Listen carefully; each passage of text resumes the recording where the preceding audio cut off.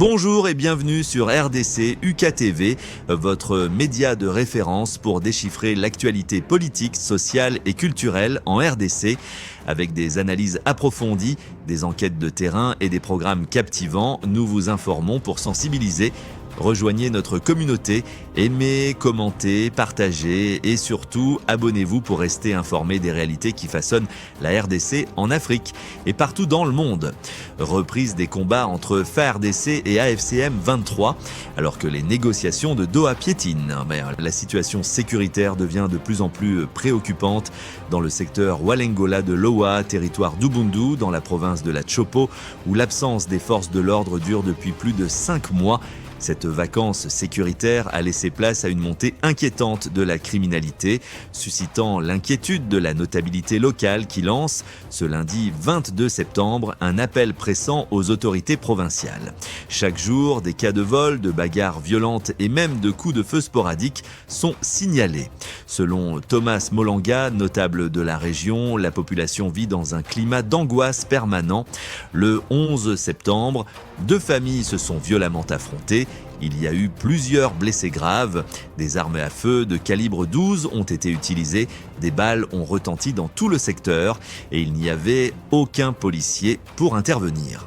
Cette absence de la police fait suite à un incident tragique il y a 5 mois, le meurtre de 2 policiers, dont le commandant de la police locale par des habitants en colère. C'était un acte de représailles après que des tirs de la police ont tué un villageois lors d'une altercation entre des policiers et des habitants. Selon l'administrateur du territoire d'Ubundu, Verdot Yamulamba, les assaillants avaient non seulement tué le commandant, mais aussi poursuivi les autres policiers, incendié leur logement, les poussant à fuir. J'ai fait mon rapport à la hiérarchie.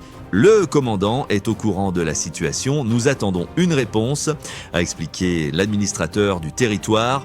Un redéploiement promis par la PNC face à cette crise sécuritaire. Le major Nicolas Ngondo, commandant du bataillon de la police nationale congolaise PNC à Ubundu, a annoncé le déploiement imminent d'une nouvelle équipe de la police dans le secteur Walengola. Une promesse qui, espère la population, mettra fin à l'impunité et rétablira l'ordre dans cette partie du territoire longtemps abandonnée. Des affrontements opposent depuis le week-end dernier les FARDC, soutenus par des combattants Wazalendo, et l'AFCM 23, soutenus par le Rwanda au nord Kivu et au sud Kivu. Cette reprise des hostilités intervient dans un contexte de tensions croissantes, marqué par des accusations mutuelles de violation du cessez-le-feu, alors que les négociations de Doha entre les 2 parties, sous médiation qatari, piétinent. Cette situation ravive le spectre d'une reprise généralisée des combats. Si les pourparlers du Qatar nourrissent encore un espoir de paix pour la population congolaise, les discussions restent bloquées sur quelques points majeurs. Ce blocage renforce la méfiance entre les 2 camps. L'AFCM 23 exige toujours la libération immédiate de ses prisonniers et la reconnaissance d'un partage du pouvoir dans les zones qu'il contrôle. De son côté, le gouvernement de Kinshasa refuse toute concession qu'il considère comme une légitimation de la perte de territoires nationaux ou la libération de détenus stratégiques. Un accord d'échange de prisonniers a bien été signé, mais le manque de confiance entre les 2 parties freine toute avancée. Conséquence, le bras de fer persiste, les frustrations s'accumulent et l'absence de progrès alimente les tensions. Sur le terrain, au nord Kivu comme au sud Kivu, les armes ont repris. L'AFC Barem 23 a même occupé de nouvelles localités.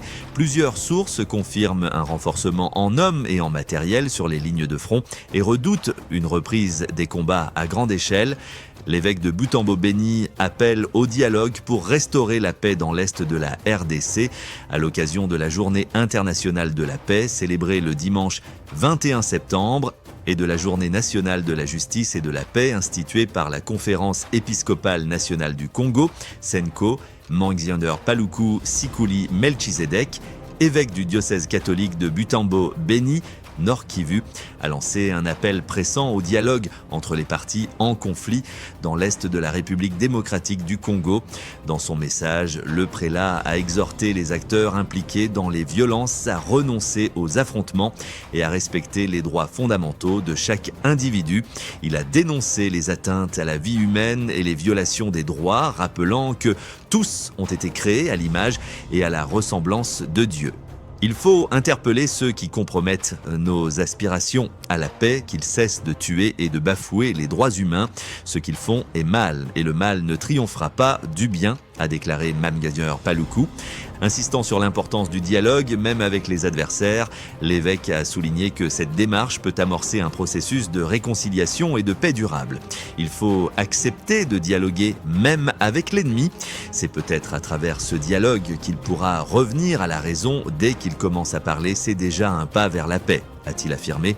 Mamgadjur Paluku a également interpellé la jeunesse congolaise, l'invitant à s'engager dès maintenant en faveur de la paix. Le Congo de demain leur appartient, tout comme l'Église de demain. Il est essentiel qu'ils apprennent dès aujourd'hui à devenir des artisans de paix, a-t-il conclu. La situation demeure particulièrement tendue ce lundi 22 septembre autour des villages de Mpeti et Malemo, situés dans les territoires de Walikale et Masisi, au nord Kivu. Les affrontements entre les rebelles du mouvement AFCM 23, soutenus par le Rwanda et les forces armées de la République démocratique du Congo, FARDC, appuyés par la coalition des Wazalendo, se sont intensifiés pour le 3e jour consécutif.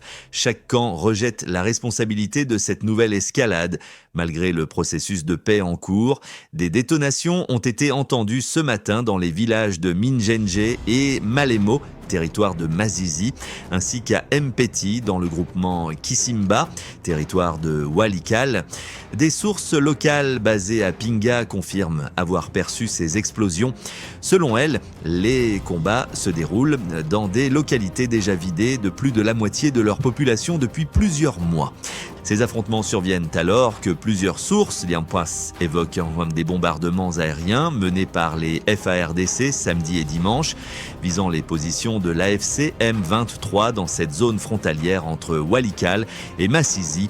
Dans un communiqué officiel daté du samedi 20 septembre, le porte-parole de la 3e zone de défense, le major Nestor Mavudissa, dénonce des attaques et provocations intolérables attribuées aux rebelles depuis le jeudi 18 septembre.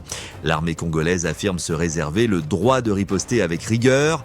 De son côté, le mouvement AFCM 23 a accusé vendredi 19 septembre les FARDC d'avoir bombardé les villages de Bibwe, Nyange et Mbe, situés dans le groupement Bachali Mokoto, territoire de Masisi, à l'aide de drones et d'avions de chasse Sukhoi 25. Le même jour, des sources proches des FARDC ont, quant à elles, accusé la rébellion d'avoir tué une vingtaine de civils dans le village de Shanjikiro, groupement Kisimba, territoire de Walikale. Merci, commentez, partagez et surtout abonnez-vous pour rester informé des réalités qui façonnent notre pays.